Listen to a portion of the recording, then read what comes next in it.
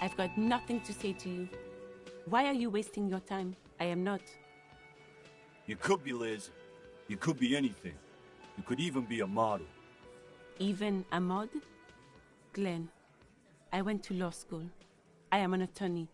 He's right. With a face like that, she could be on the cover of Le Debutante International. The cold look in her eyes speaks louder than words. She is not amused.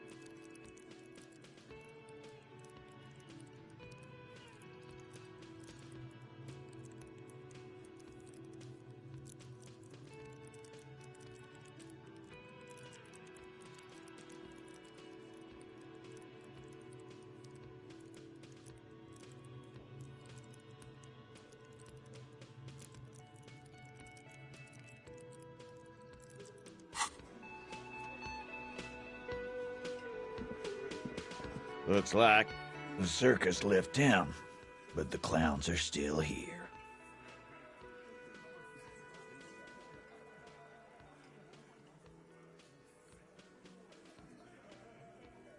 Again, just get the dead guy's autograph, since you're his biggest fan.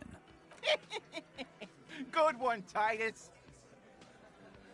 About fucking time.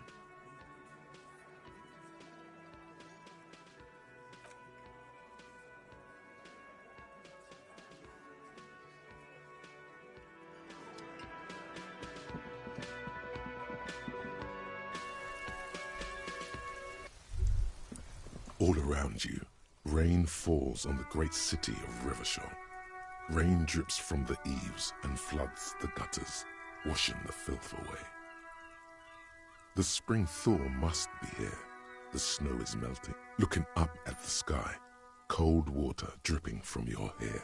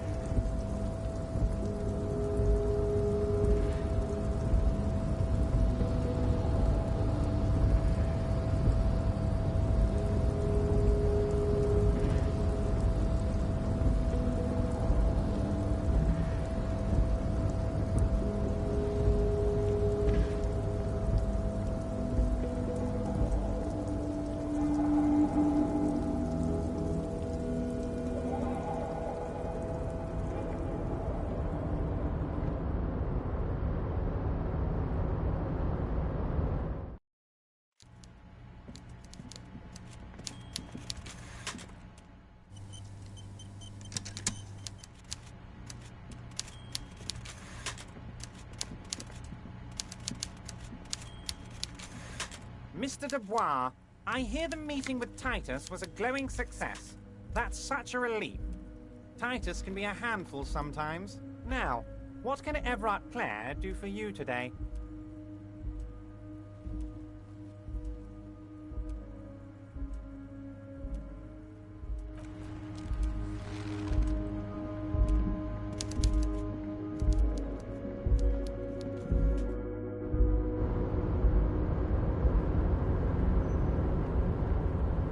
Hey, mister, I'm not gonna bother.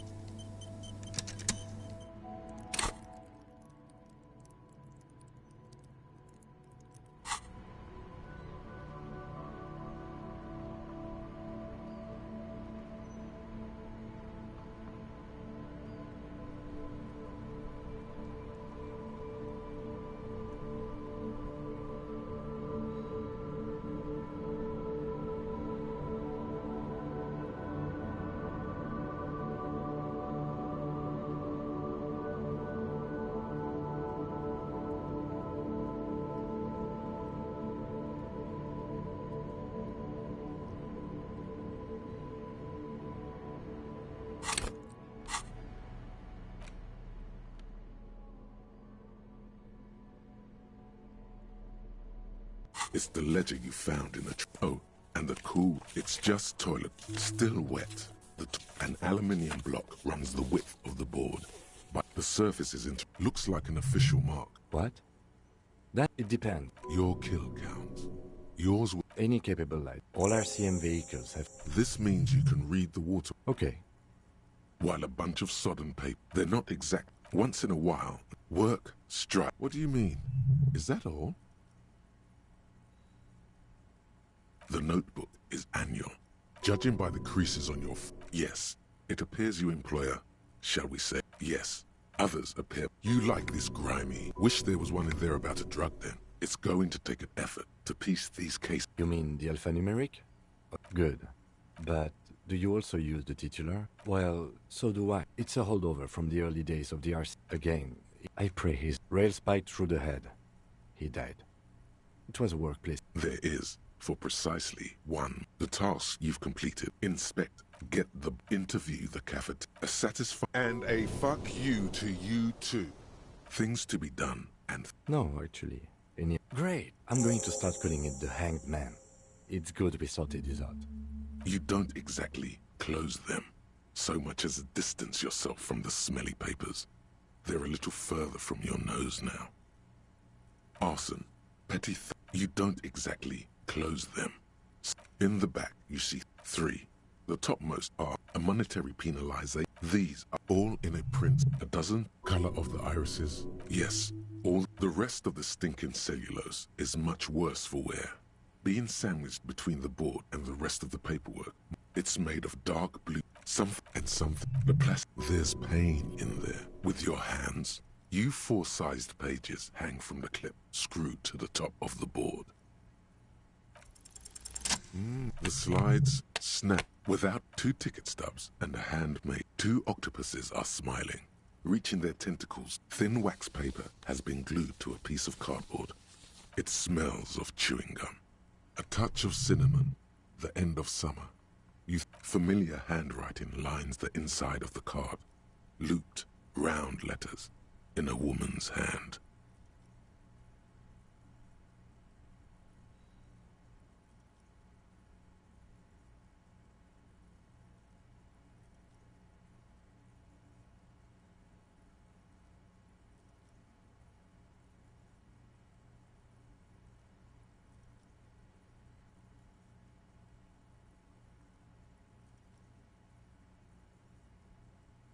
Harry, it begins. You're already reading. I wanted to write you a letter so you can read it when you wake up. Maybe it will make you happy. Throw it away, please.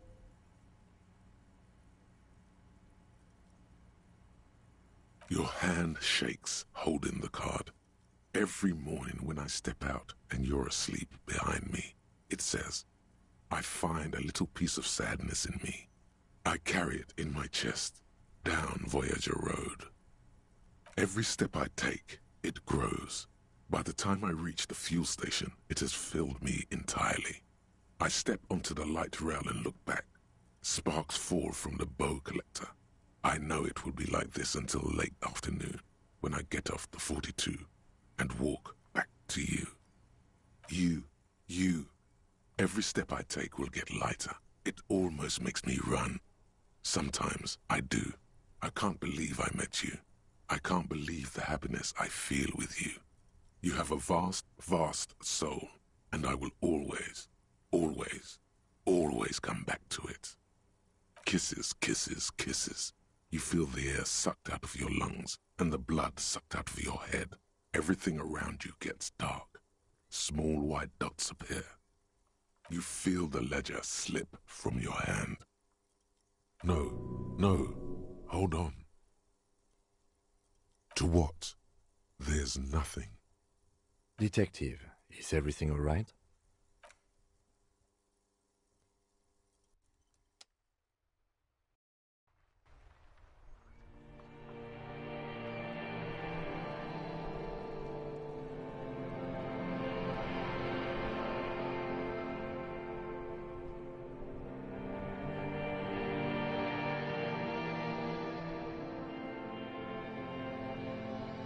There is nothing. Again. Nothing sad, brother. No treachery, just blackout. Well, almost nothing. There is the ground below you, that's still there. And the small light that's on, fluttering, somewhere in the basal ganglia. That's me. Blue eyes, that's me. Who was what? He speaks of the sickening longing, the unwell emotion. Even in the darkness, he's grasping for it. Still trying to hold on to the great sorrows slipping in the water. Slimy. Here in the paleo-mammalian cortex, we call it the shadow. Because it's always there. Tell him. Tell him.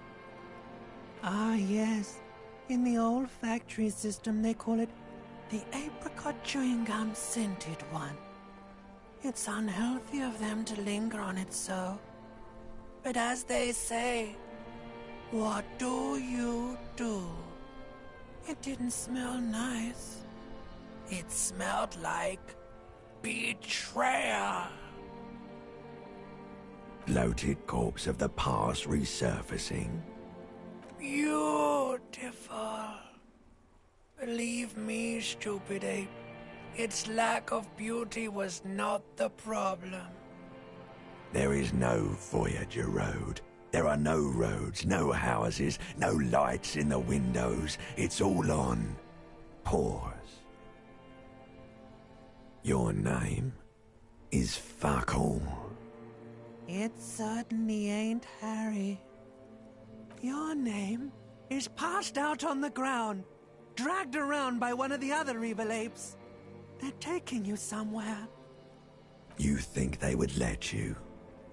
Until you disintegrate into biomolecules? No. Someone is breathing on your face now, inspecting your pupils, stupid idiot. Yes, they're pouring something on you. It's in you. And It's delicious. Glowing lights on a dashboard emerge out of nothingness. In the upholstered cabin of Lieutenant Kitsuragi's motor carriage, seated in the driver's basket, the air is thick with leatherworks and heavy fuel oil. Cold water runs down your chin. Drink. Water. The water is cold, silvery, the stuff of life itself as it pours down your parched throat. The pounding in your head recedes. The darkness parts. Drink. You haven't drunk water in 2 days. Did you know the human body is not made to survive on alcohol alone? You need a secondary form of hydration. With greedy gulps, you down half a liter of cold water. Some of it spills on the driver's seat. The lieutenant pays no heed to it. What happened? You were reading your paperwork. Then you passed out. I carried you to my kinema to take you to a hospital. Then you came to. 10 minutes, maybe.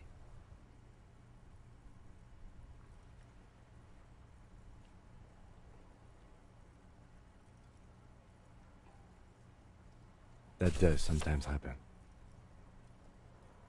You dropped these. Are you okay to proceed? Good.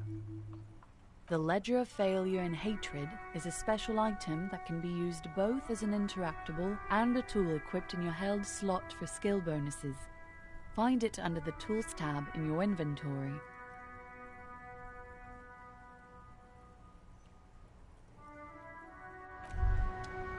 In the morning light, the white on blue police livery on the motor carriage cannot but catch your eye. Do something important? Something murder-related? There's always something important. Doesn't mean you can't take a moment to admire this piece of machinery. Even at a standstill, the unibody Caprice Kinema looks sleek and dynamic.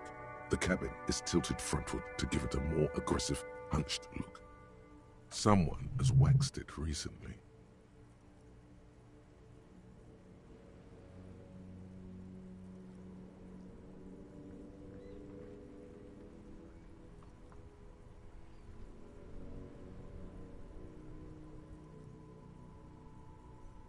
Mm-hmm.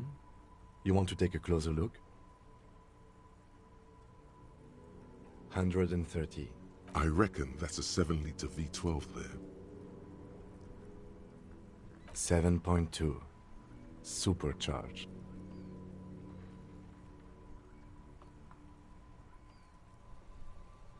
Yes. An extraordinary machine. It's nice and all, but why so modest? Put some zing into it. Flare it up. Slam it down. Sorry, I'm not following you. Lingo it up. No, that's porno tuning. Use bigger words. Those spinners were elegant, sleek, radiant even. What you're suggesting is porno. Porno. That's short for pornography. That's a negative on the porno. Thank you, though.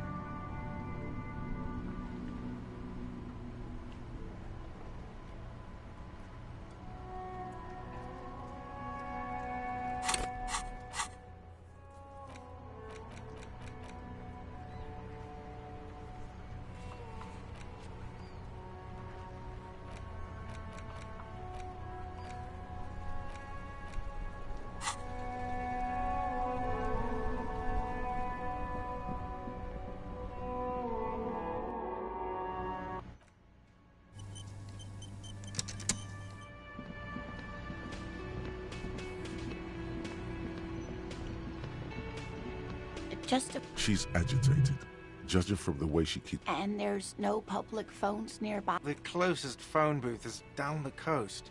Sorry for the inconvenience, ma'am.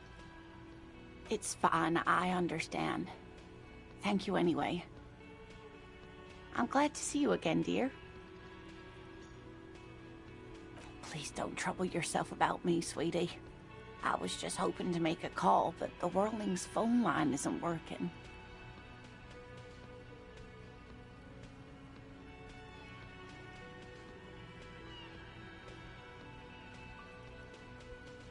The union office probably has a phone, but I can't really get there. Or to the phone booth down the coast. And Gary's phone is dead too. The manager was vague about it. Why would he be vague about phone problems? This is something to look into later. Ask God, maybe. To let the young woman who's house-sitting for us know that we may be delayed. Morel, my husband, and our friend Gary were supposed to get back by Monday night, but they're still missing, and I haven't heard from them. I was also hoping she'd heard from Morel. Of course, sweetie. I'm probably working myself up over nothing anyway. I'll be right here. Can I help you? Can I help you?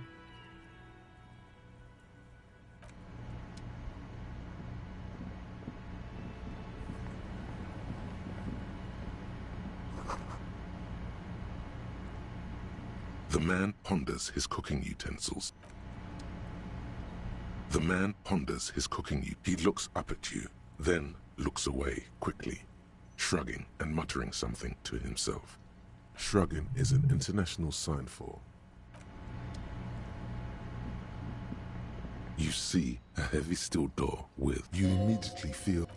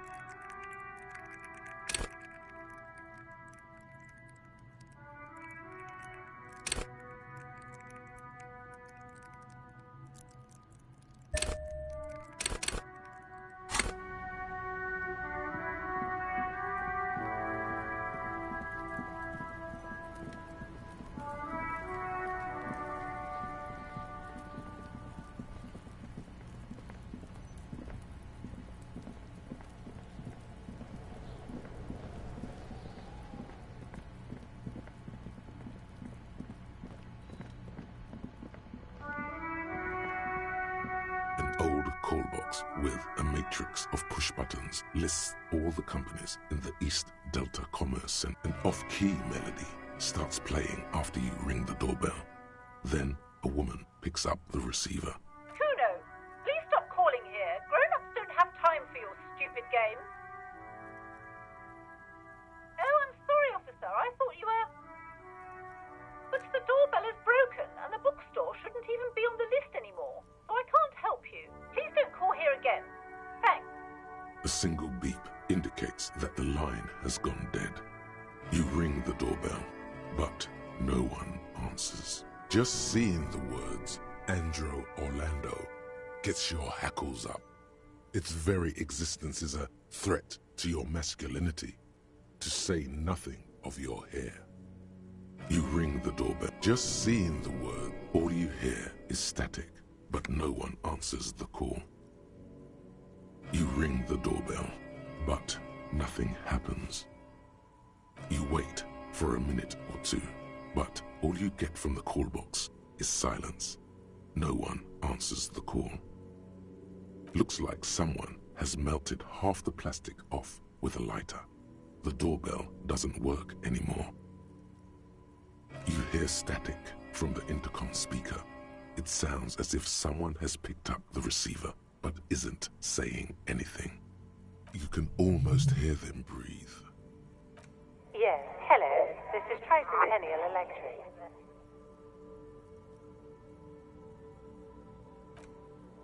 Have you come to place an order?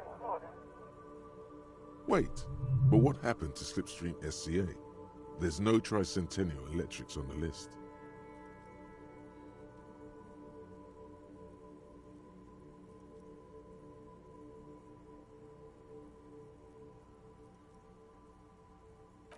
My God. The lieutenant exchanges a look with you. It's you. My God. I didn't think I would hear your voice here. It's a woman, and she knows you. Your heart beats faster. She must be mistaking you for someone else. No, something's wrong here. Are you sure she's talking to you? Michelle, just please. Sounds like a ghost. Wind blows through your clothes and you feel detached from the surroundings. Inside the building, a cold memory hangs. Why did you even call? I don't understand. You've been gone for months. I thought you didn't care. Ever since I came to live here, it's been different. As if my mind's been wiped clean. A spot of static overrides her words. When she speaks again, it sounds like she's submerged. It's so nice.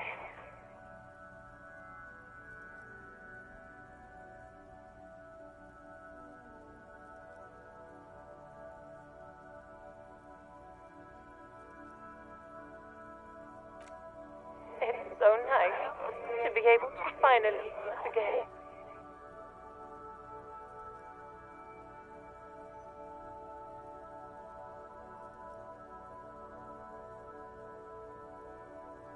She sounds like she's about to cry.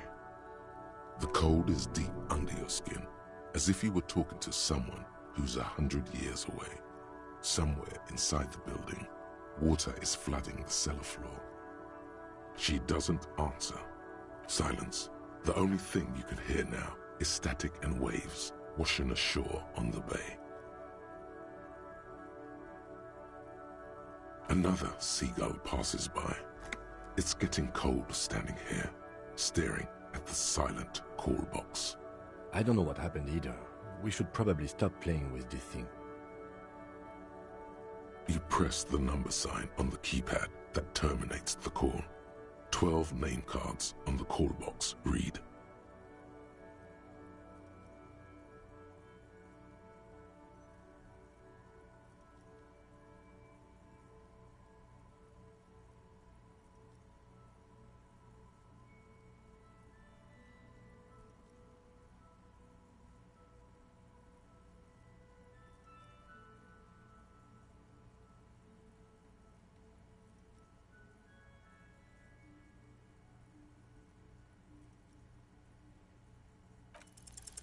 No.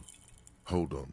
The last thing you need in your life is more hysteric emotions. Forget it. Find something else to do. Silence. No one's home at Fortress Accident. Silence.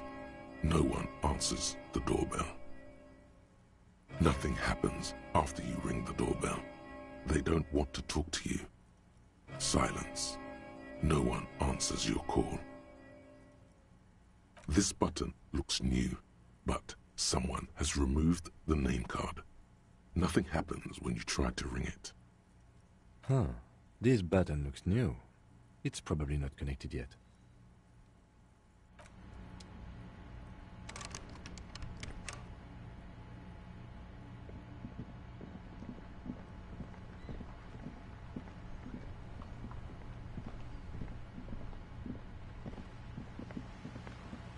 Hello, sir. Step right in. Are you interested in a new and exciting... It's a bookstore. Whoa, whoa, whoa, whoa. Hold your horses, little... That is a book. A postcard?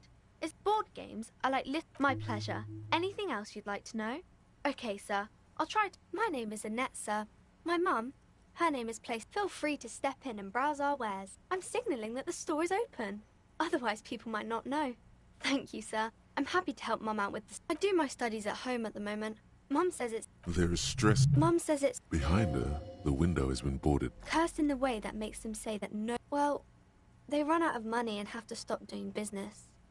They shouldn't be, but they seem real.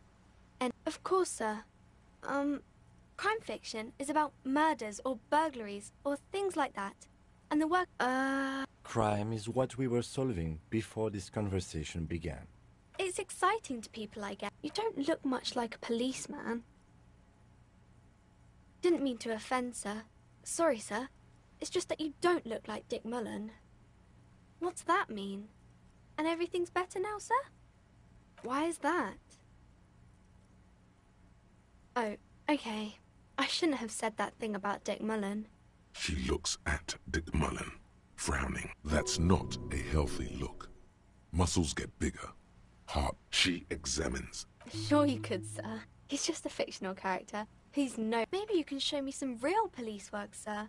Like in the books. It's the type... Or there could be a story about a poor lady getting a rich man. It's about... It happens. Those are unhappy books, for most of the pages. These are not very common. You can't have a choice between bad and bad. Well, maybe then it's fine. That's really not a proper romance story. That's more like everyday life. Not in romance books, sir. These are about nice and pretty people. I haven't read many of those. Maybe you should ask Mum. I don't think it's a romance story if the main characters break up, though. No. You can take this. The girl. She shifts. I'm sorry, sir. I don't know how to help you.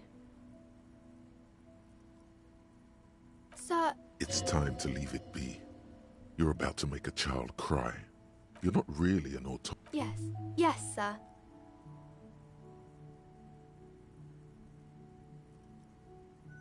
Oh, I think that's why people read them. I don't know about... They're all dogs. Why would they do that, sir? You're not that old. Maybe... Yes, there's... Yeah. You're certainly the type who might find fame. Maybe not. No one needs a... Oh, that's Auntie Billy. She's nice if a bit distressed. No, sir. She's a working woman who comes to look at the books a lot. I think she is a bad husband. Not very nice or helpful. The girl keeps her hands folded, hidden. Why is that? What do you mean, sir? She looks around anxiously. Her hands remain folded in front of her. She doesn't want to show them. The lieutenant stands by, looking at the two of you with little interest.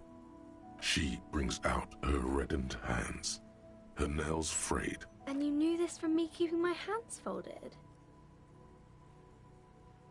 Well, that proves nothing. Anyone could do an easy deduction like that.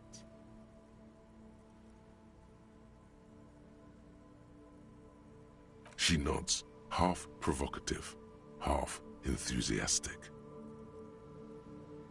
Maybe so, sir. Okay, I know it's a bad habit, and I shouldn't. It was okay, sir. There's more that can be achieved here. Ask her to do the same. You're quite sober. The lieutenant does not flinch at the comment. He does not flinch even a single bit. He is intensely not flinching.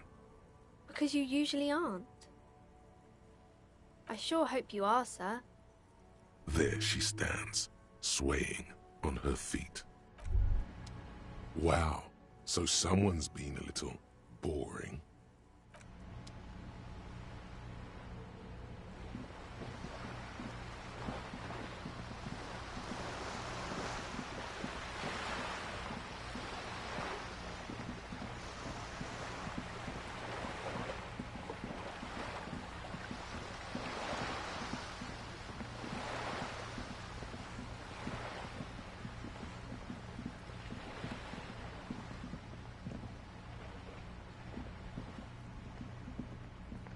Hello again, officer.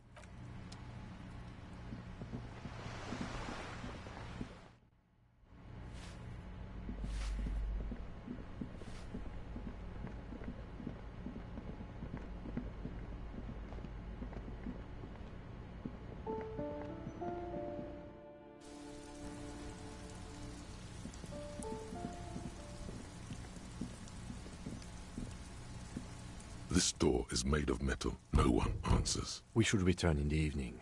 At 9 p.m. the earliest.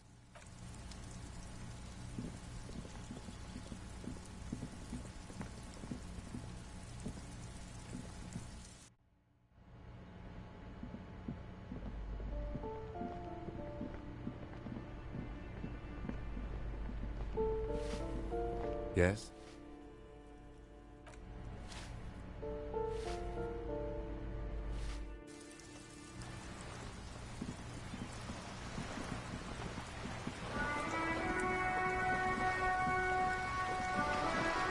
You're back. Good.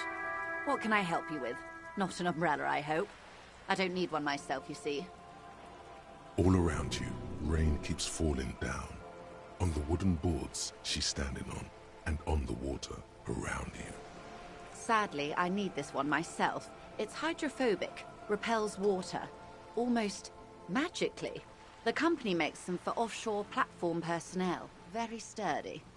What I can do for you is answer some questions. Nothing like talking to pass a rainy day. Word has traveled, yes, but nothing of real substance has surfaced yet, I gather. Wild Pines has eyes on the intersection, but not ears. It appears we are being monitored every step we take, colleague. Did we have any other business here? You have?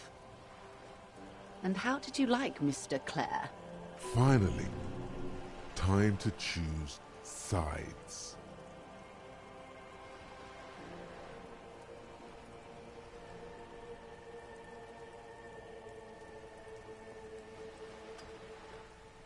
Of course, Detective. Excuse me for implying otherwise. The RCM does not pick sides in this. I hope it doesn't come off any other way. Of course. And I don't expect you to share anything he told you with me. I'm not a corrupt verm myself. However, if you felt like discussing something, how could I stop you? Are we not human? Are we not curious to hear another person's take? It's only natural. We would only be gossiping. Tell her she'll like you for it.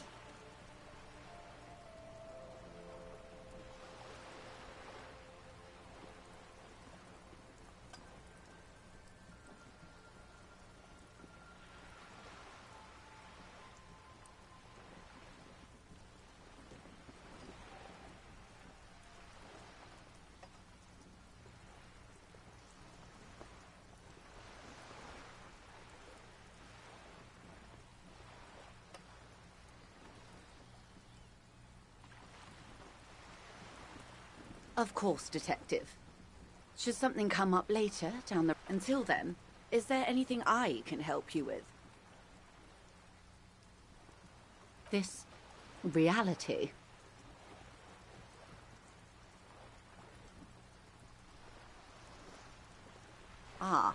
Yes, the episode.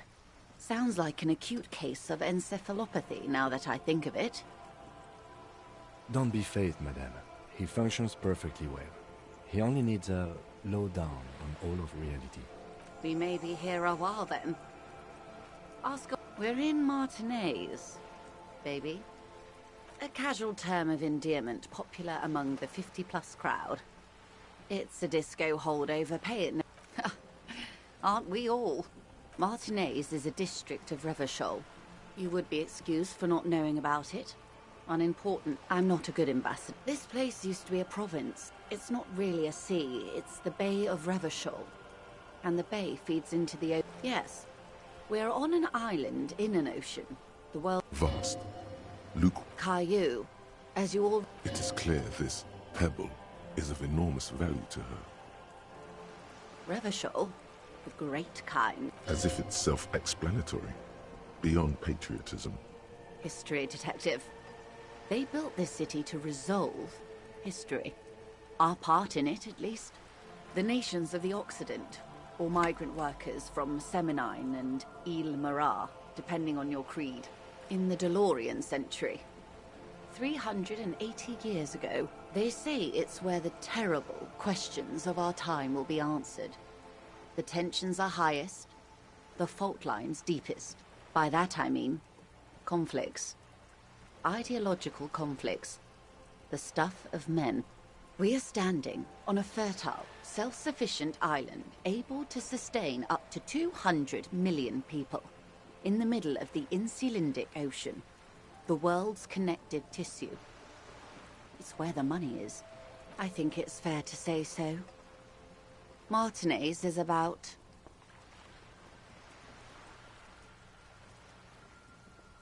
A collection of tall ghosts behind the water vapor, light reflecting off their glass windows. 22 kilometers from the center of the world. That soldering iron is the bank of the world building. The bottom floors are Insiacom. Coalition government, Insulindian Mission Command. Silence. She lowers her hand. The water, the light. It's as though you're seeing it for the first time. There is no recognition, only the immensity of the sea and the cold radiating from it. We are where we are. I have no truer answer to give, unfortunately. This is one thought you need to complete. Where are you? Was there something else you wanted to know? I remember something about a lowdown. This has been informative. Thank you, ma'am. I'm sure my memory-impaired partner has many more questions to ask, about even more fundamental aspects of reality. Might I suggest not asking them all right now? Madame Messier will be here later too, and tomorrow. Isn't that true, ma'am? Absolutely. My commitment here is long-term. That is understandable, but perhaps it's better not to eat all your candy at once. Indeed. I'm always at your service. These are unimportant times, Detective. You and I were born after the dust had settled. 1,000th of a second too late. For the big time. The smile of a predator. No doubt what she's got in mind. All men are predators, dear. Nothing much to be done about that. It's all a matter of where you get to file your teeth. The revolution. It's quite easy. Every 100 years or so, our species gets together to decide what's next, who gets shot in the head, and who gets the mineral rights. It's a real kerfuffle. Those would be the communists. Generally speaking, 40 million people got shot in the head during the World Revolution. But the communists, they all got shot in the head. Oh, and the anarchists too. They shot them well. So well, one forgets they even existed. Did they ever? Before they got shot themselves, they shot 2 million people.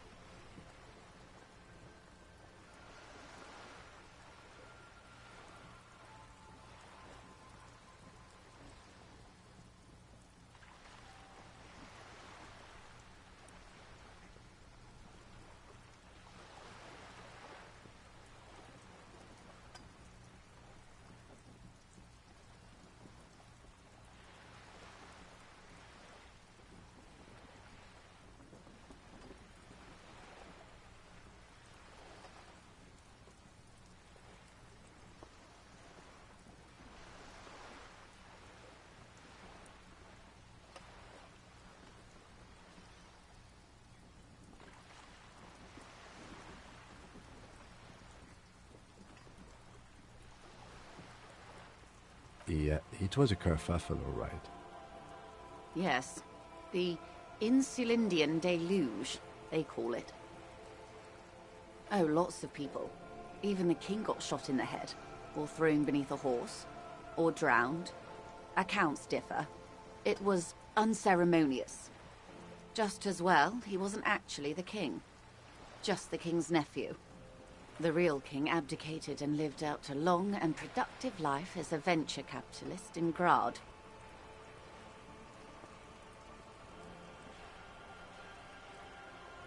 Which one? Actually, it doesn't matter. King Guillaume has always been my favorite. He could smell a PR disaster brewing. So he got out alive, and his nephew, Fricelle, got shot in his place. Him and tens of thousands of his wonderfully fascist kingsmen. It was a wild time. The liberals got the mineral rights. And by mineral rights, I mean everything. Liberals are usually middle-class people, Detective. Or the remaining gentry. The beneficiaries of the pre-revolutionary arrangement. Some were rich enough to stay with the Constitution, with monarchy. Big mistake. Others bet on the revolution. They were called the ultras, or ultra-liberals. They fared well. They didn't win so much as survive. We were the last ones standing when the war ended. Everyone else got shot in the head, remember? To foreign intervention, the coalition. Those people really took the mineral rights. The liberals took everything that wasn't nailed to the ground. The coalition took the ground. The ocean, the laws, and the people. The coalition of nations. Grad, Mesk, Vesper, Messina, Oranje, and Sur-la-Clay. The armed center of the world. They landed here and ended the revolution. It was the moralist thing to do. The moralists believe in keeping everything exactly the way it is. They believe in mineral rights, and not shooting people in the head. At least not in the same manner and volume as the others do. They are the long-standing provisional rulers of Revachol now, the coalition government. The rulers of Revachol, and also the world. These guys are strong. This is their zone of control. They embolden the RCM with crumbs of the same law they took. Technically speaking, you are a moralist. Of course. Not easy to be moderate about head shooting in your line of work. Rooty tooty, pointy shooty.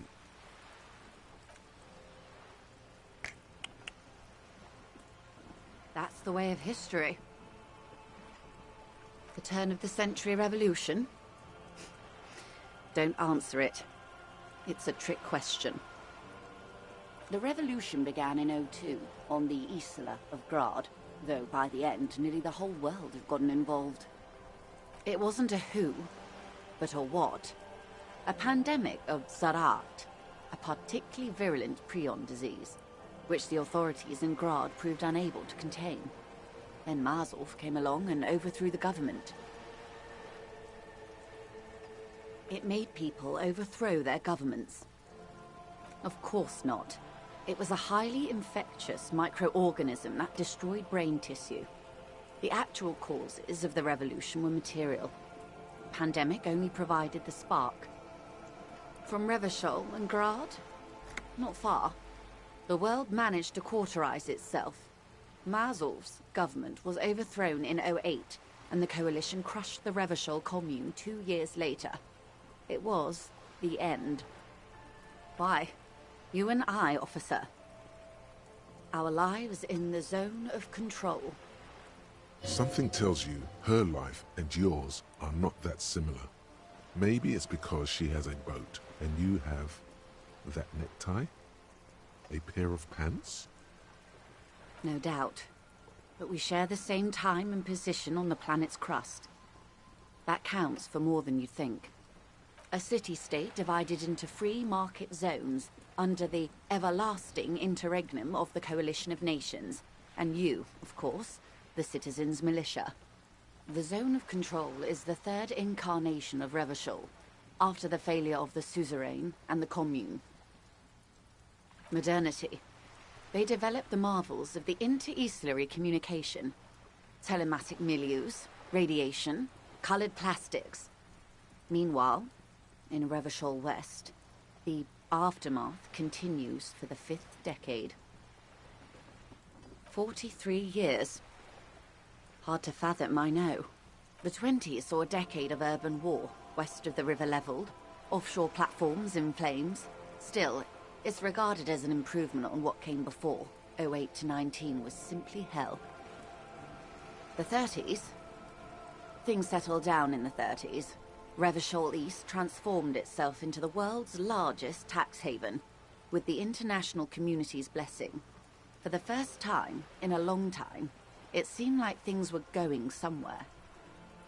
No, it was a market mirage fueled by cocaine and quantitative easing.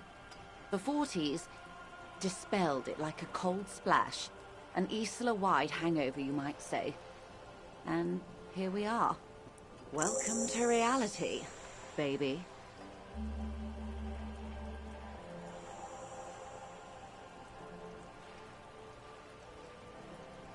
Good question. What would you have done differently?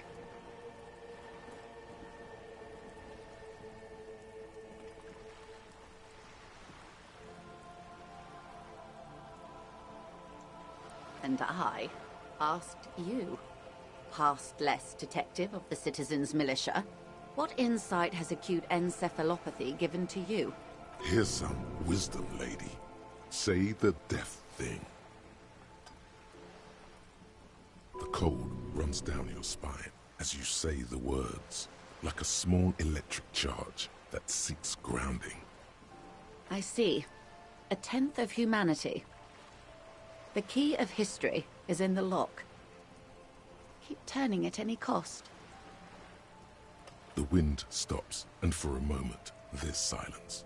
The cold dissipates into your parietal lobe, like a dissolved bullet.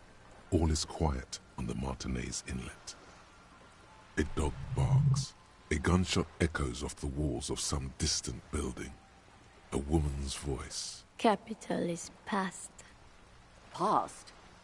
That's what De Briever, the leader of the Communards, said, before she got a bullet in her head. Don't get me wrong. Capital is finished. But understand this. Its end won't free anyone. It will only lead to more suffering. Opinions expressed here do not reflect the official position of the RCM.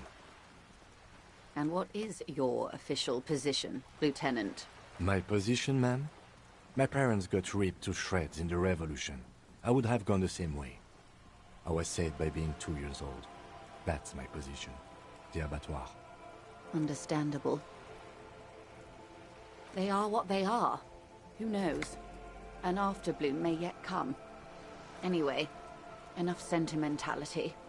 Is there anything else you want to know?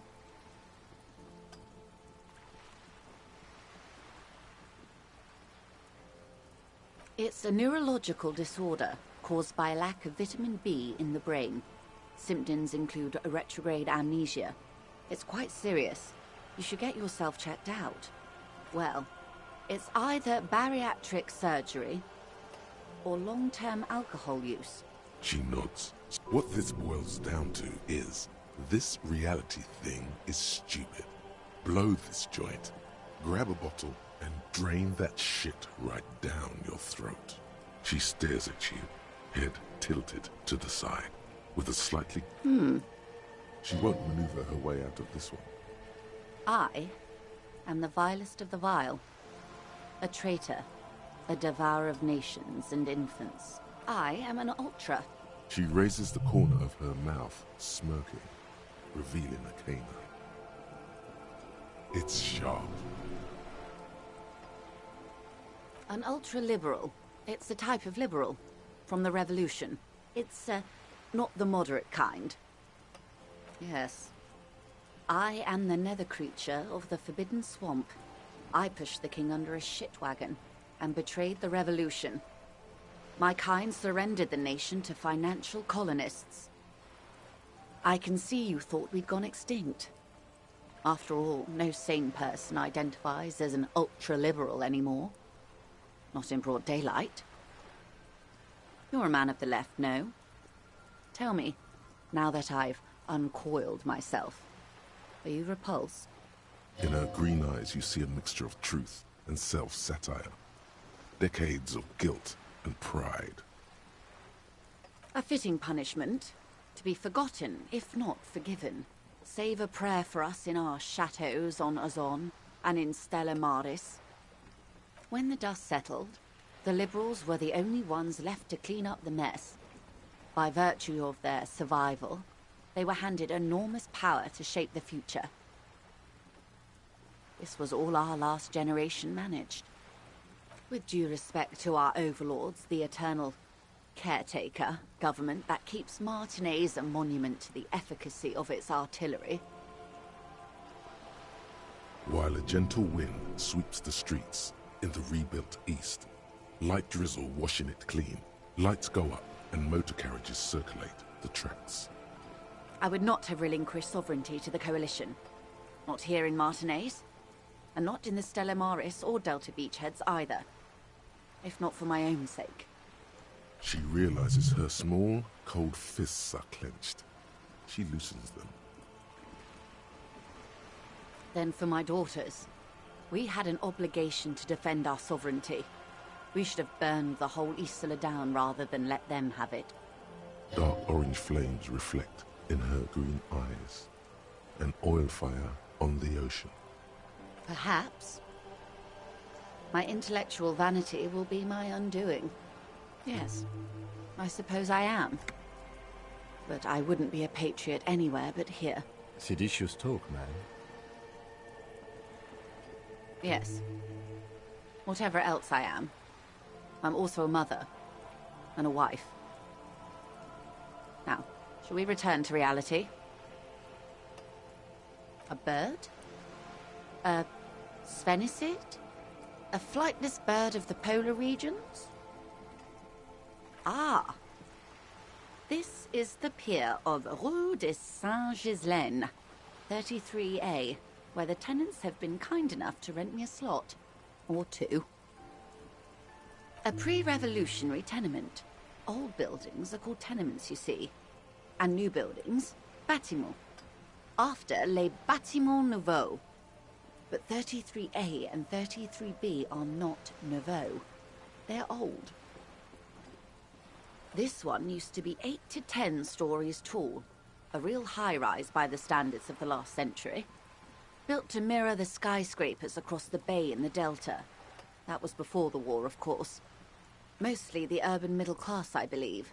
This was once primo real estate, before the cannons lopped 4 or 5 stories off. Splat, splat.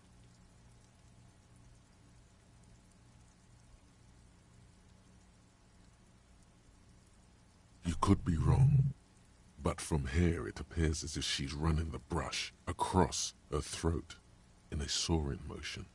Wonderful.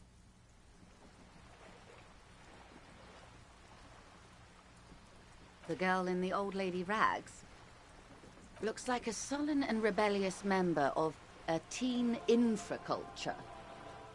Yes, you and I belong to the supraculture. We're common, the herd. The music on the radio, the food in the chain restaurant, those are all too popular for the girl in the old lady rags. She prefers a fantasy world, an infraculture with its own dress code and vernacular. It is an illusion, I'm afraid. There is no refuge from the supraculture. Young people who dye their hair funny colors and wear old people's clothes are stupid, and their little rebellion is self-defeating. All right, what next? Glad to have been of assistance, the little that I know. Anything else?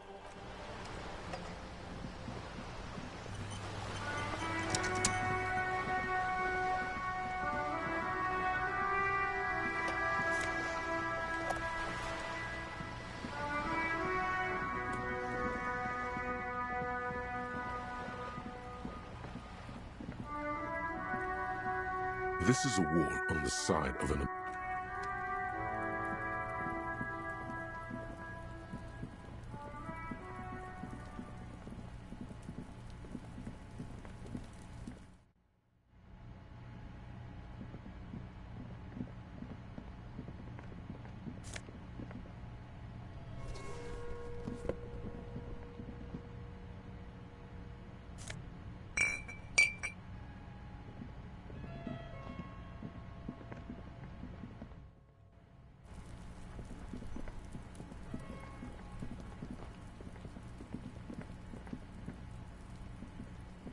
Trying to sneak up on me again? Trying to snuff me out? Get away, pig!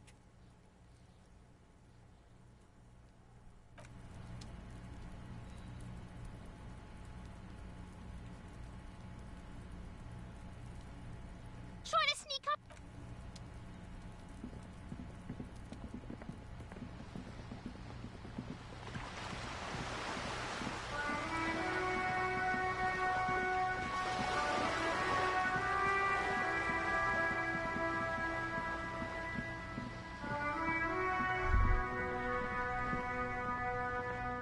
There. Working class drunk. You know what this means, right? Cracked it. All in a good day's work. What do you mean, what did I crack? Look at how working class that drunk is. Yes, and you found him. Now go and tell the working class woman. Protect and serve, recruit. Do marriages make any sense? Does honor? You're not a filthy philosopher. You're an officer of law. It's time to ace this case and not brood over your reputation. We can deal with the perception management later. There's no need for champagne when there's honor, recruit. Go and tell the working class woman what you found, right now.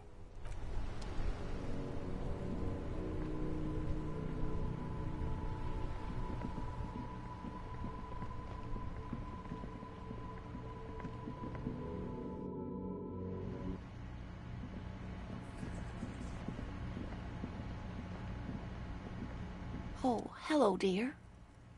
That's just it. This isn't like him at all. He always plans his expeditions so carefully. A cold breeze hisses through dense thickets of reeds. Something sweet in it, somnolent. A damp chill goes down your spine. When you look around, you're still in the whirling in rags. But you have more important things to worry about. Just some field work, sweetie. Morel is a highly trained scientist. He and his assistant Gary are studying an extremely rare species of insect. But they should have returned by now. They were just going down the coast across the waterlock to set a few traps. He said they'd be back on Monday. What could be keeping them? The waterlock. That was broken. Could this be it? Oh, sweetie, it's nothing like that. Gary's as loyal as they come. I trust him with my husband's life any day. Oh my, what happened to the waterlock? Well, whatever the cause, I'm thankful. To both of you. You've spared me another sleepless night. You're welcome, ma'am. I hate to ask, but if your investigation takes you to the other side of the coast, please do keep an eye out for my husband. This will surely lead to a cryptozoological mystery with that extremely rare insect. And if you see him, let him know Lena is waiting for him here at the Whirling. He gets so tangled up in his work that he may not know the waterlock's been repaired. And it's cold out there. Oh, you're such a dear. Thank you, sweetie. Oh, yes. A zoologist. A cryptozoologist, to be more precise.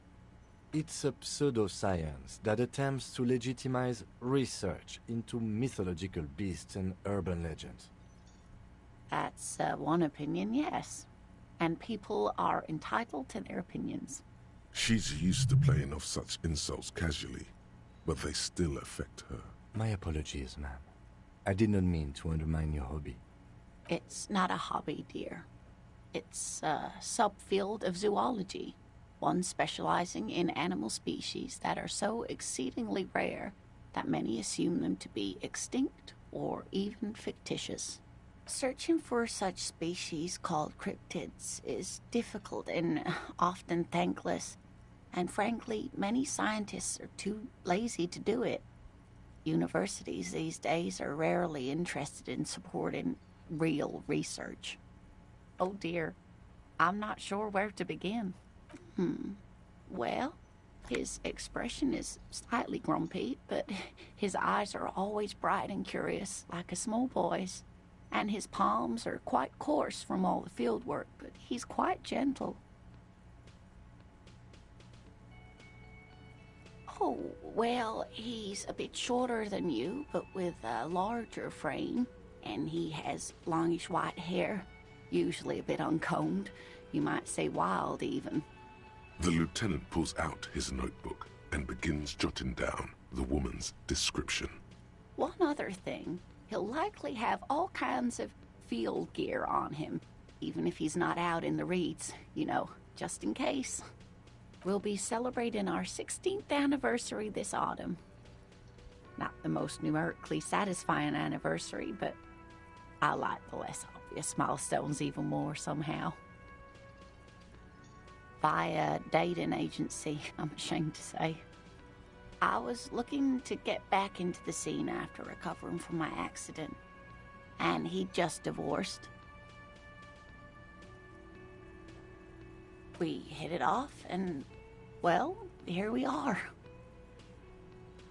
She's skipping over some important parts. Perhaps you'll find out more later. I hope I've been useful. Oh, sweetie, it's fascinating, but I shouldn't bore you with entomological minutiae. The lieutenant gives you a sideways glance. Well, it's a phasmid, technically, but... Oh, yeah. Here comes the interesting. Where other phasmids imitate sticks or leaves, this one's a living reed. It disguises itself among the reeds here on the Insulindian coast. Hence its name, the Insulindian phasmid. Perhaps you'll end up co-discovering the phasmid with us officers.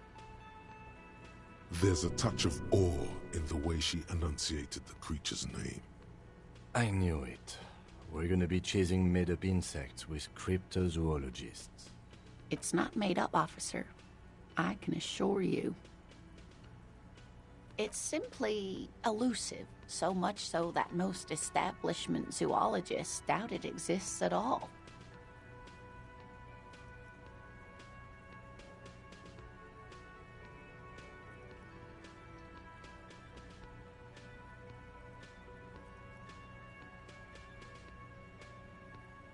Well, some teenagers making out in the reeds saw one. They didn't know what it was, of course, but there was a brief article in a local newspaper about their encounter with a ghost insect that looks like the reeds. Gary sent us the clipping. Interesting.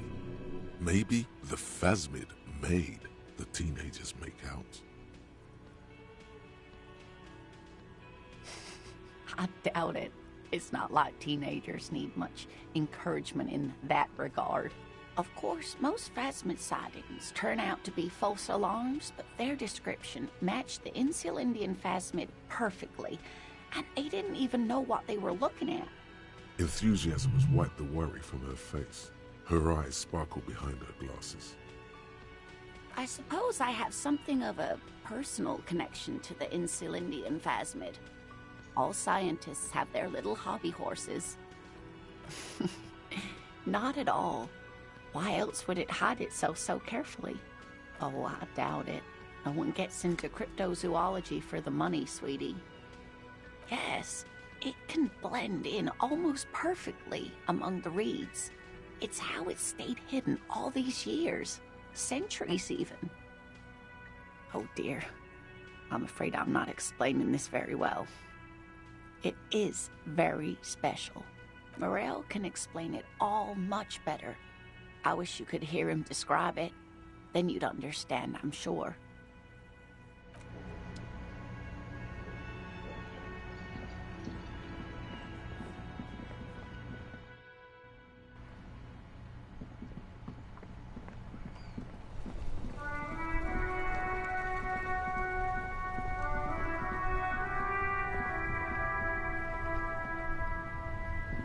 Inside, you see a set of steering levers, a radio microphone, a pull-out toolbox, and the soft glow of the fuel preheater gauge.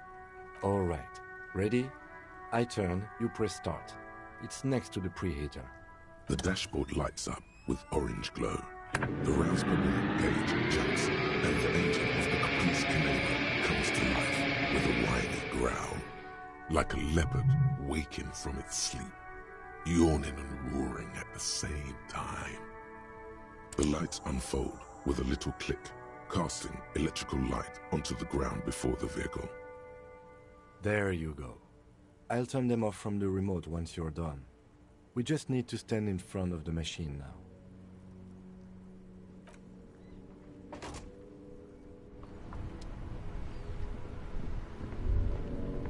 As you hold your ledger's clip under the headlamp, an iridescent hologram appears. A street grid and the veins of a great river. A familiar sensation washes over you. There she is. Revachol West. Around the borders of the watermark are dozens, no, hundreds of micro-perforations. The rectangular watermark is overlaid with the logo of the RCM, and yet the major arteries of Revachol are all recognizable. They shimmer in the Kanema's headlights. A rat brazenly darts past you and disappears amongst the stopped lorries. In the distance, a child somewhere shrieks. A woman reprimands her in a voice no quieter than the child's cry. In the middle of a broken plaza, in a cone of light, barely visible in the daytime, two men, one slim, the other sturdy. They are on the city stage, but only one of them knows his lines. Ah, Martinez. Let me see. Right here.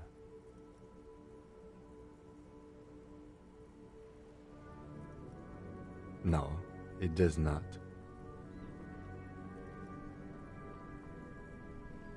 There are many of them, and they are divided into 3 separate rows. The first row has 18 dots. The next is the longest. It runs all the way around the border, and then some.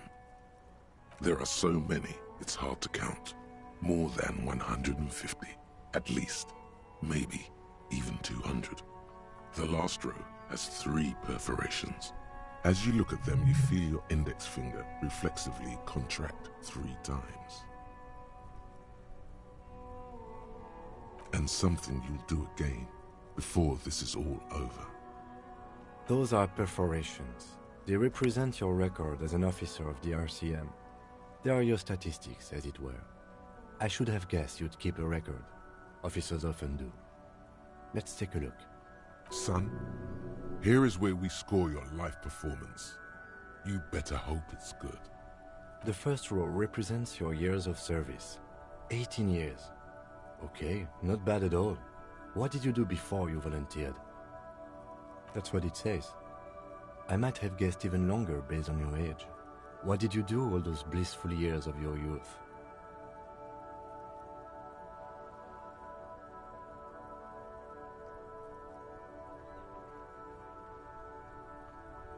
Yes, that does seem quite likely. Your youth coincided with some heady days for Revachol. But let's move on, shall we? This next row, the one that wraps all the way around, is your number of closed cases. Closed is good. It means finished. You've got, let's see... Wow, more than 200. It's quite a lot, even for someone who's been on the force for nearly 2 decades. Usually, clearing more than 10 cases a year puts you in the 90th percentile of all RCM officers. Call it what you want. You were a valuable member of your precinct. Now, let's look at the last row. You know the answer already. The tingle in your index finger gave it away. That's right. How did you know? Ah, right. Sometimes the brain's able to preserve certain responses even when conscious memory has been, let's say, misplaced. For an RCM officer, especially Precinct 41, which is in the Jamrock Quarter, it's rather tame. I mean that in a good way. There are certain officers who treat their kills like some kind of ghoulish game. If they do happen to solve a case, it's usually by accident. But it seems as though you are, or at least were, one of the good ones. So we have that to be thankful for. He's sincerely glad you're not a scary predator. Not to say relieved you're competent. Yes. Everyone has their own method of coping. Some more effective or self-destructive than others. Personally, I find it helps to keep up a few hobbies. Oh, this and that. Let's not get into it now. Why not gardening? You've already got the yellow gloves.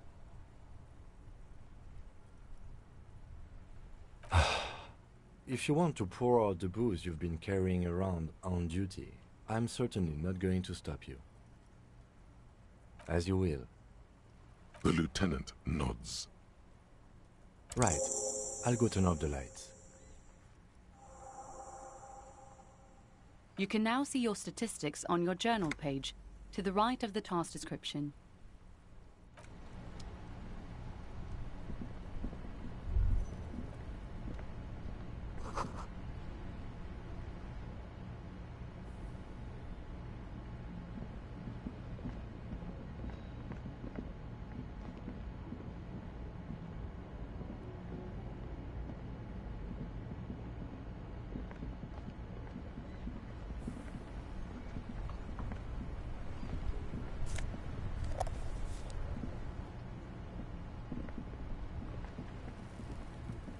Now it's turning into a kind of a snow limbo, man.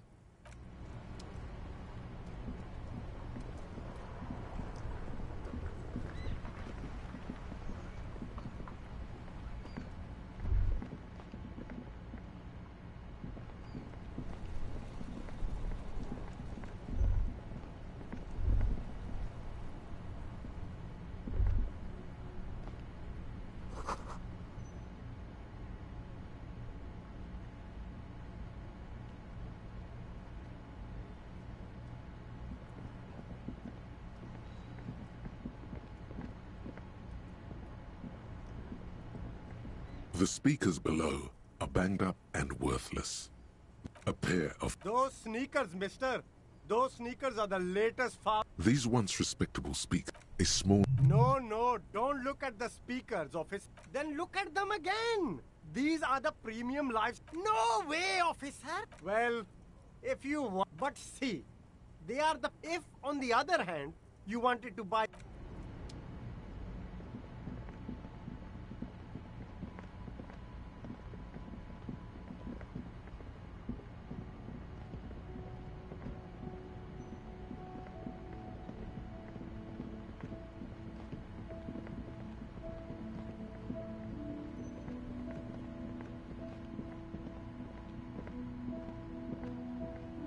G'day to you, officers.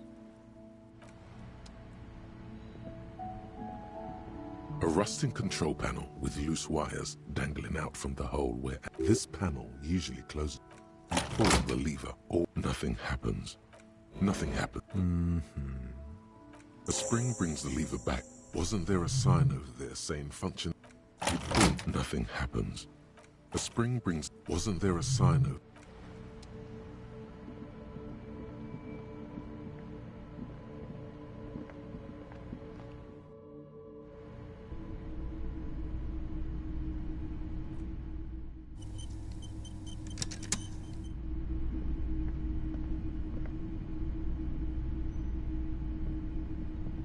Typical Martinez streetlight sits among assorted floor and table lamps. Yes, officer. As you see, it's in perfect working order. His manner is casual, but his speech is careful, measured. He wants you to know that he has nothing to hide. The light pole has been carefully cut, and the wiring has been redone and attached to a standard indoor plug. The light buzzes faintly, but persistently. It was brought to me to be altered.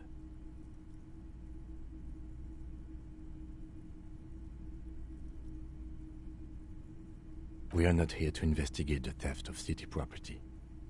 You have to admit it's rather clever what he's done with it.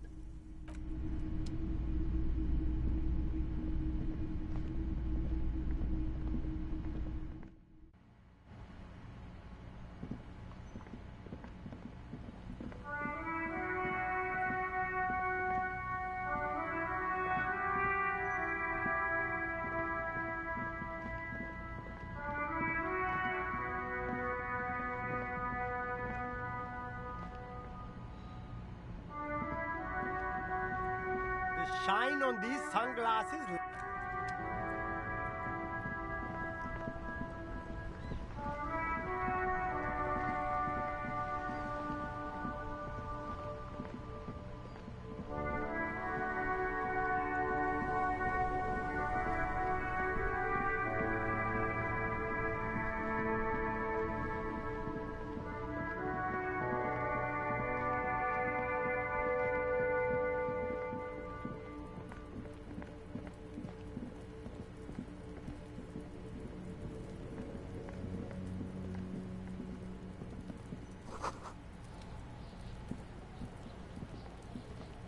The trash container stands in the smell of rotten food rises to greet you. You see soggy cartons, dirty rags, and organic waste. The container sounds a muffled gong.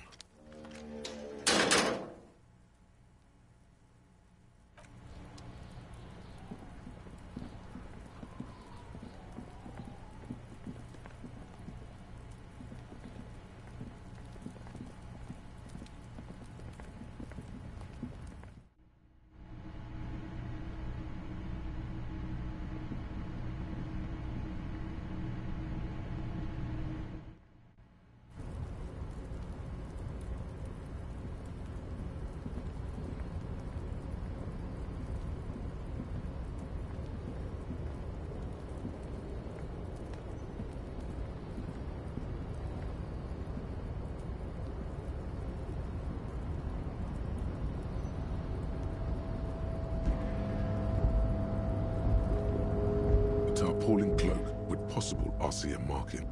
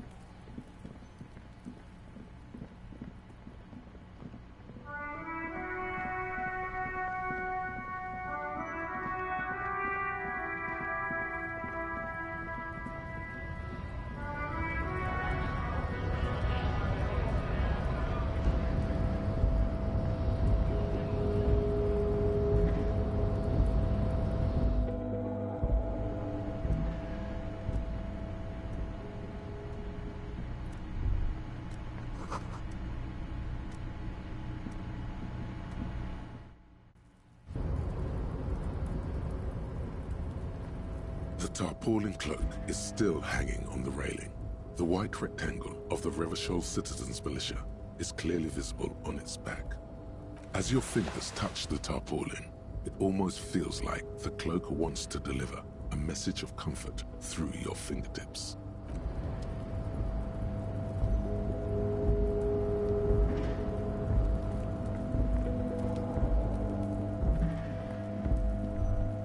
Snow is quietly covering the numerous wine bottles and cigarette butts on the ground.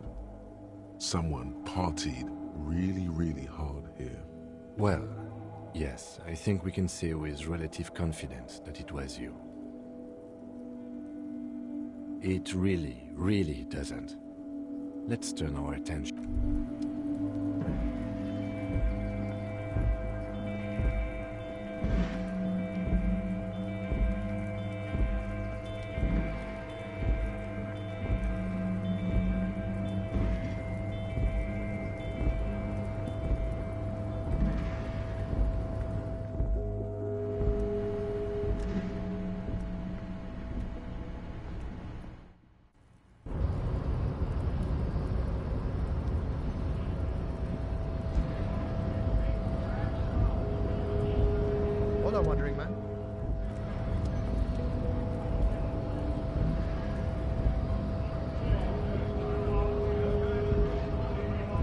Went Ned? Wrong. You did the right thing with Measurehead.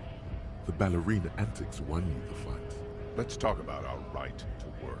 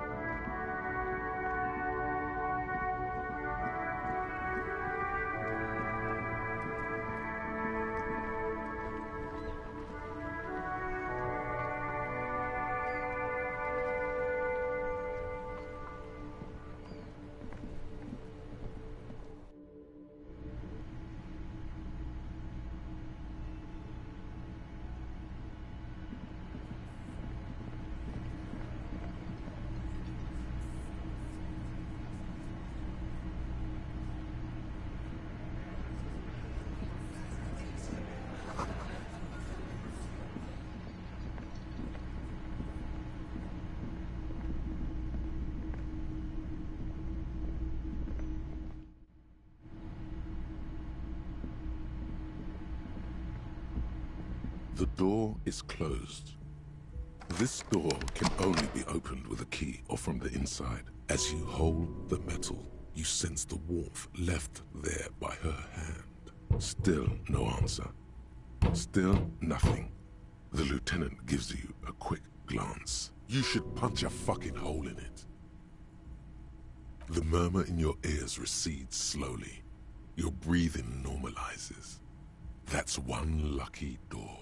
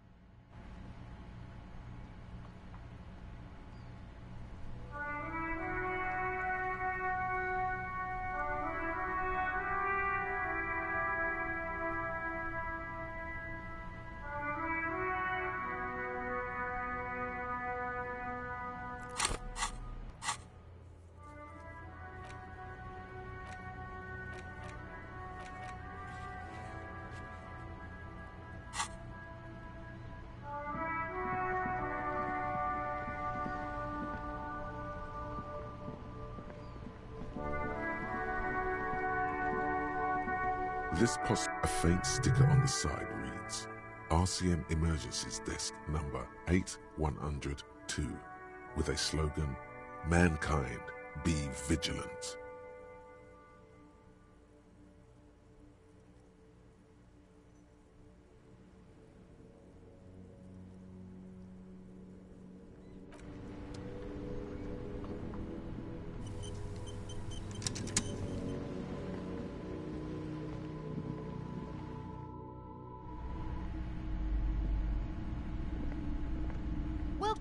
Be welcome, and please take responsibility. Sir, don't be ridiculous. I certainly would. One has to earn. Son, you got distracted. I am. Then why are you talking to me? She smiles and nods. Then why are you talking to me? Everything is on the shelves. Take a look yourself. The shelf. She smiles and nods, seemingly. Cursed? Who said that?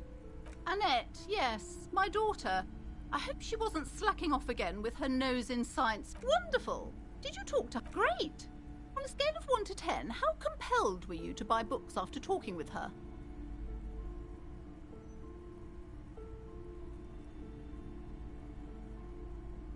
My precious, Her dedication brings joy to my heart. Mind your own business, sir. In our society, you must be kidding. There's nothing like that happening. Good, sir. What does a young child do with money anyway? No, I save it for her. Indeed. Are we done with the jokes now? Yes, we've had quite enough fun here. Right. God, I've told her not to do that. This economy is a mysterious force, like cosmic weather. She can, if she has enough willpower. This is what's called... Come on, ma'am. It's obvious she can't do anything about it. You are... She stands stiff and severe, silently fuming. 10 or so seconds pass without change. Oh, no. Hold on. I need to invite her inside and apologize. She must be freezing out there. There. I don't know what to say to you. My husband, he tries to teach me business lessons. I have what my mother called a dull mind. All this stress. Yes, my husband is a successful entrepreneur east of the river. If only he were more involved in the business we're running up here. No matter. Soon we'll both be off for Grand Couronne. It's a proper place to live. One of the most peaceful neighborhoods east of Jamrock. You may know it for its massive housing projects.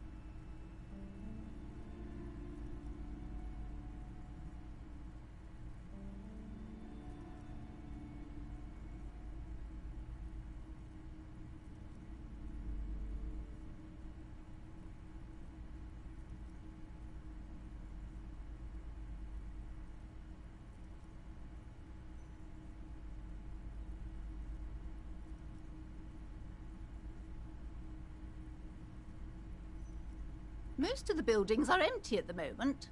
It's a great opportunity to get ahead of the crowds.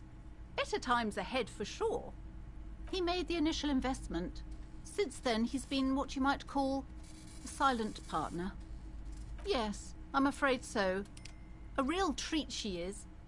It would be nice if she had... No, we couldn't have afforded more children, really. Not in this economy. A glimmer of sadness blinks through the well-crafted exterior. We're quite busy people, you know, my husband and I. Quite busy. Children are a lot of work. You don't look like a father, so I don't expect you to understand. I'm sorry. I'm sure you do understand. She's been too busy, helping me here. So she studied at home this trimester. This is a temporary solution, of course. I assure you, I of all people understand the importance of education. She will be back in school the moment the store takes off. The woman looks aloof, her features much softer. Occasionally she glances at her daughter's silhouette.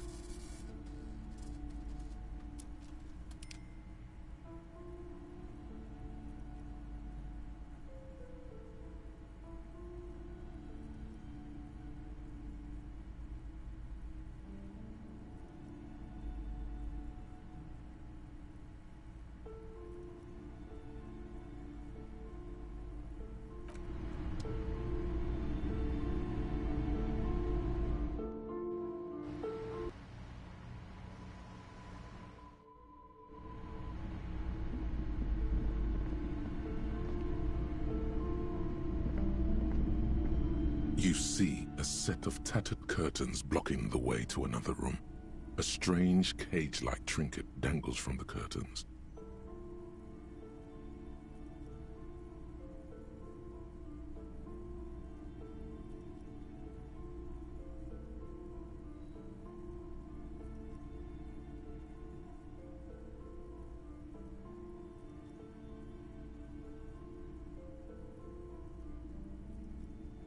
Excuse me, officer. The back room is strictly for employees only.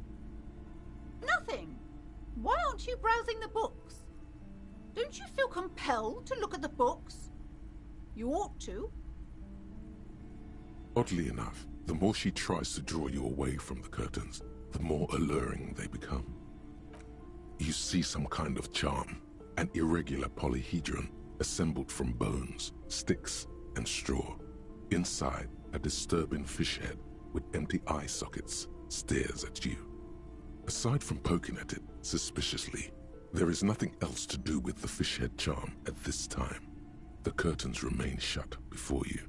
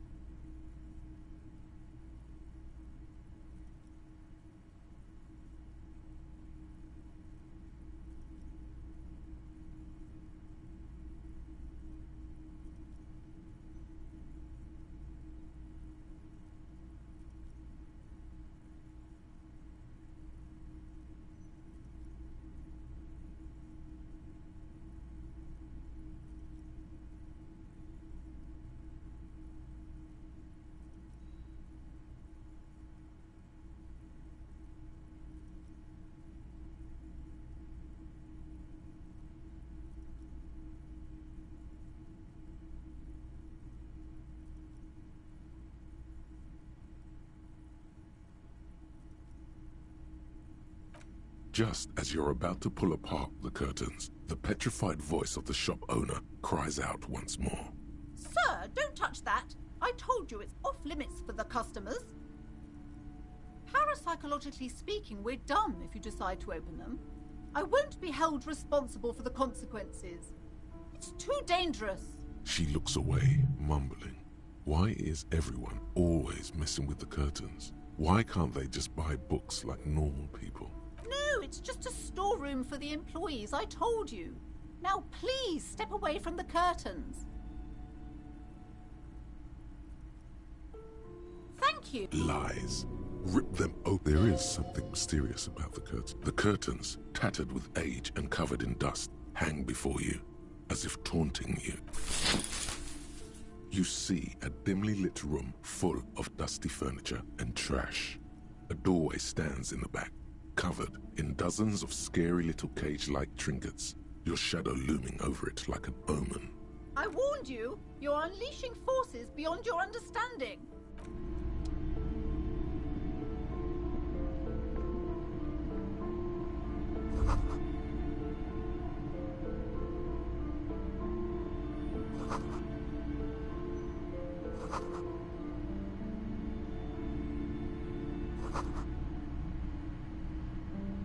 A heavy door with a missing handle stands before you, covered in dozens, if not hundreds, of little oddly shaped trinkets and charms. It appears to be locked. What if you just break it down? That's right.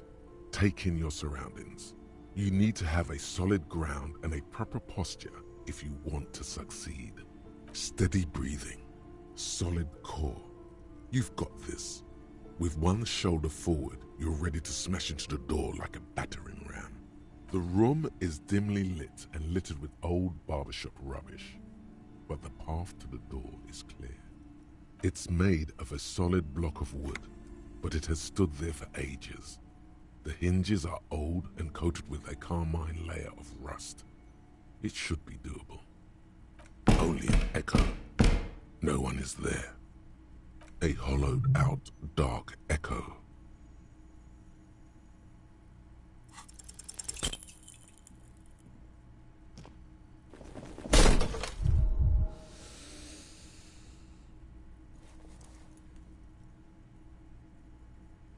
Ow.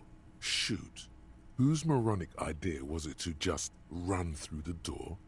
Don't you know that things like that hurt? Are you alright? This looked pretty intense and painful, I must admit. What is going on there? Are you really trying to break down the back door? I warn you, don't tempt the spirits, officer. Don't tempt the spirits, or you'll damage the holy wards on the door. It barely looks like you've done any damage to the door, however.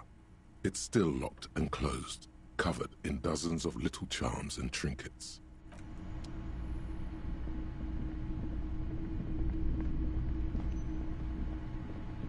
These shelves are overburdened with books from the same series. You see the name Dick Mullen over and over. A couple of spook novels hide amidst all the detective books. Thrilling tales of spycraft and daring-do. Oh, crime, robberies, murders, even sexual crimes. We're fortunate to have Dick Mullen and his stories to sort all that out.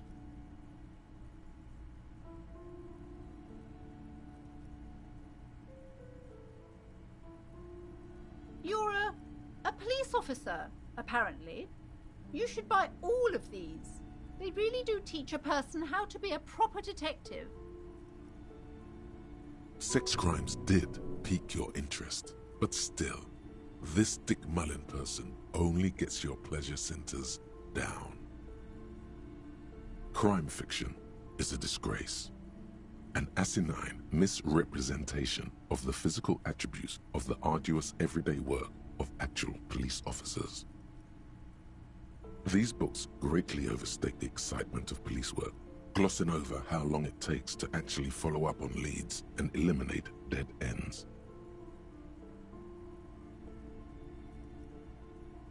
Furthermore, they have no idea how hard it is to simply remove a body from a tree.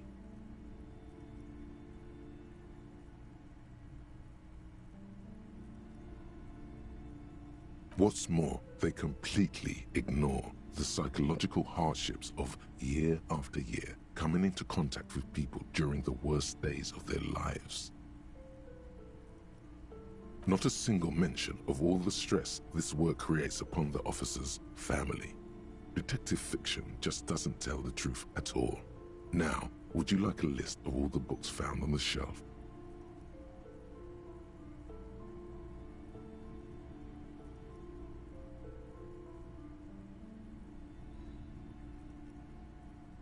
You see Dick Mullen on the job. Get Me Mullen. The Stalwart Adventures of Richard P. Mullen. Dick Mullen and the Murder in the Orchard. The Sordid Affair of Dick Mullen.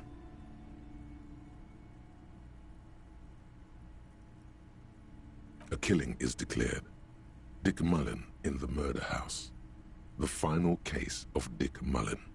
An obvious lie. Dick Mullen in the clock tower. The ordeals of Dick Mullen. Dauntless Dick. Dick Mullen's funeral pyre. The murder of Dick Mullen.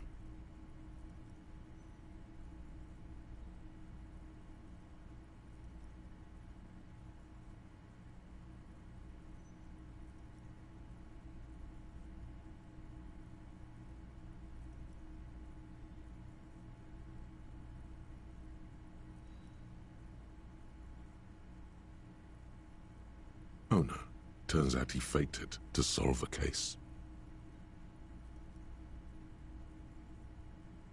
Yes, there's also the dame who did it. Farewell, my Mullen. Faking death seems to be a common trope in the Mullen series. The morbid tales of Dick Mullen. A dark tide turns.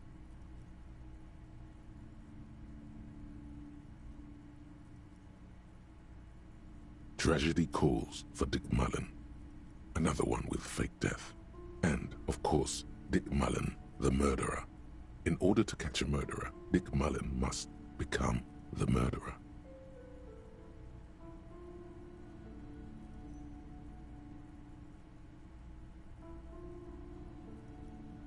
After all this, you still haven't found the answer to the one question that matters. Who is Dick Mullen? Your attempt to grasp at the answer fails. It seems very close by, pulsating just out of reach.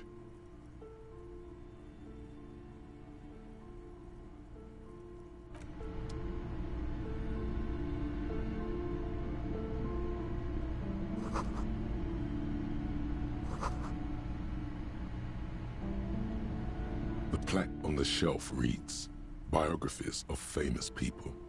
You see a large variety of names. I would say...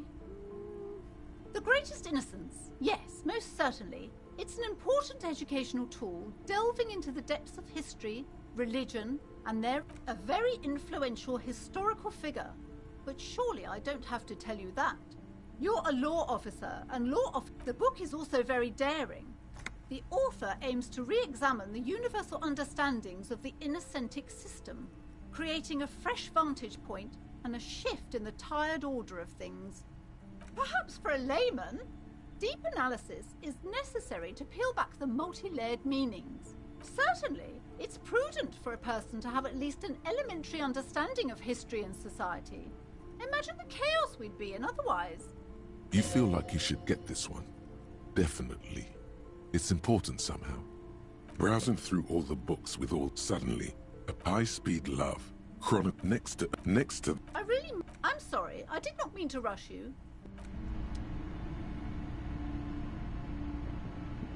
Several maps have been attached to a bulletin board hidden inside the alcove. They're held up. The maps look old and faded. Your eye catches a map of Insulinda. This large map displays archipelagos. You see a constellation of small dots on the light blue emptiness of the Insulindic Ocean. The largest in the northeast is La Caillou. You are here. Another, far away in the southwest, Seminese Islands, Ile de Fantôme, Ozon, Laurentide, Fas a la Mer, Archipelagos, North Arcade Islands, all just specks of dust on the vastness of the Insulindic. On the edges of the map, the color fades. into a blur of dotted lines, black and white. In the northeast, a dust mite stands on the north coast of Caillou, in a bookstore. It's you. Radiating outwards from you, the suzerain Revachol. With a radius of 80 kilometers, still, the crown jewel of this Isola would be barely visible. You can, on Caillou, Revachol, a single black star, on Ozon, Fondelier, and Vimandu, on archipelagos, Croyan Moran, Villiers, on Seminine, Olduvai, and on Laurentide, Deora of the Seven Seas. The ocean breaks apart into a tangle of cosines and azimuths, all pointing into pale nothingness. Muindi is the north azimuth. Grad is the northeast azimuth. Samara is the east azimuth. Seol is the west azimuth. Isolas, they're called. Connections to other worlds. Words past the Incelindian, unknown to you. You only know you've never been there. You have little idea what they are. Distant stars, gods, but looking at them makes you feel almost non-existent. Whatever they are, the Isolas are immeasurably large compared to you, and very, very far away. Perhaps they are gods, gods of distance and outer dust. The north coast of a verdant island is shattered by the delta of a river. It is the River Esperance. Countless bridges put the shards back together, connecting city blocks to river islands. La Delta says a great artificial heart in the center, teeming with life forms and construction. To the east, rolling hillsides, Le Jardin, Stella Marie, the suburbs of Saint-Baptiste, swallowed up into the megacity. They sound rich to you. This is Revachol East. Hudon, it's somewhere to live. Not bad. Then there's Jamrock. It's bad. People shouldn't live there, but they do. Then Forburg. It's almost as bad, and much larger. Then Coal City. It's the worst. It's so small you can't even see it on the map. No, wait. There it is, north of Jamrock, the strip of coast next to the Greater Revachol Industrial Harbor. It looks downright despondent. It's almost Coal City, to be honest. No, Coal City is worse. A charred limb. Rain falls on its slick black streets. And then there's the burnt-out quarter in the heart of Jamrock. Is it cold in this bookstore? Or is it just you? No, this is somewhere to be. This is all you have. But it's still something. Streets and sodium lights, the sky, the world. You're still alive. It's not really a map. It's a tourist thing. A picture postcard with buildings on it, drawn from an isometric perspective. A date in the upper right corner says 48. Still, it's detailed. Could be pretty useful for scouting ahead. You see the jagged boxes of an industrial harbor, even the whirling in rags there. I'm sorry, officer. The map of Martinez is the only one available. The other two are not for sale anymore. And besides, you could scarcely afford them. They're quite valuable, though they might not look it. The map of Martinez is 90 cents, though. That old thing?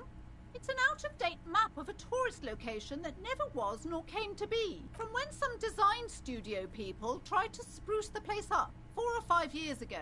They also renovated the horse statue, set up those coin-operated viewers, and designed the new street lamps. They didn't get that far, for some reason. A shame the project never got going. Would be nice if someone fixed Martinez up. All these ruins are bad for business. Always good to be informed of your surroundings.